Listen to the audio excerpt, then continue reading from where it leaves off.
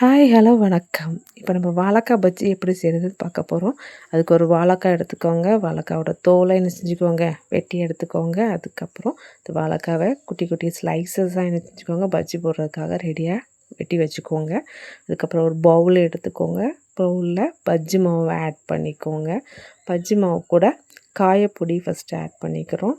காயப்பொடி add பண்ணதுக்கு கொஞ்சமாக soda உப்பு, அதுக்கப்புறம் மிளகு சீரகப்பொடி, அப்புறம் சில்லி பவுடர், காரத்துக்கு ஏற்றப்ப என்ன செஞ்சுக்கிறோம், சில்லி பவுடர் ஆட் பண்ணிக்கிறோம். அதுக்கப்புறம் டேஸ்ட்டுக்கு சால்ட் ஆட் பண்ணிக்கோங்க.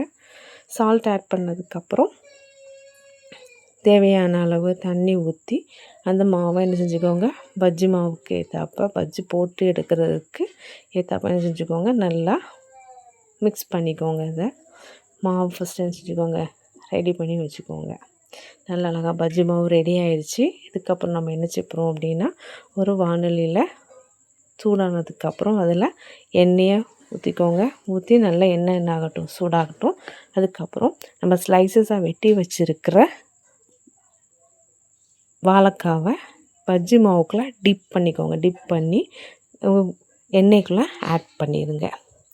நல்லா என்ன செய்யணும், பஜ்ஜி வந்து 2 பக்கமும் திருப்பி போட்டுக்கோங்க. திருப்பி போட்டு பொன்னிறமாக வர்ற வரைக்கும் வெயிட் பண்ணிக்கோங்க. அதுக்கப்புறம் என்ன செஞ்சு எண்ணெயை வடித்து எடுத்துக்கோங்க. டேஸ்டியான வாழைக்காய் பஜ்ஜி ரெடி.